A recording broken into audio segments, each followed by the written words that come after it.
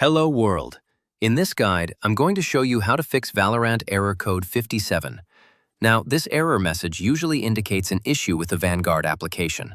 So how we can fix this is nice and straightforward. You just need to head over to your Start menu, search for CMD, and then right-click on the command prompt and run this as administrator.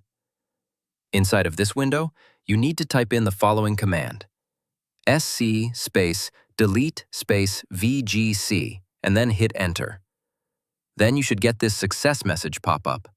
And then, we need to type in scc space delete space vgk and hit enter.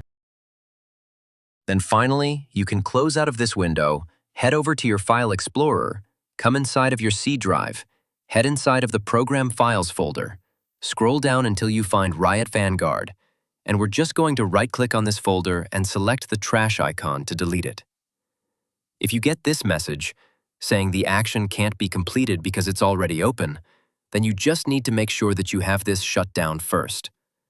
So you can do this just by heading over to your taskbar, and we can right-click on Vanguard and make sure to exit. Out of it, then we can just click on Try Again. And then, once you've deleted the Riot Vanguard folder, we can close out of here, and then you'll need to launch up the Riot client. Go ahead and sign into your account. Once you've signed into Riot Games, then just click on Valorant. Down here now, rather than seeing a play button, you should now be able to update it instead. So just click on Update, and that's going to reinstall the Vanguard application. So once you've reinstalled the Vanguard application, you'll then need to also restart your computer. And once you've restarted your computer, that should have now fixed the Valorant error code 57. If you are still getting this error message, then the last thing we can do is head over to the Start menu and search for Services.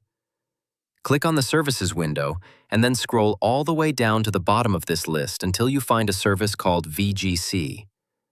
Then we just need to double-click on this service.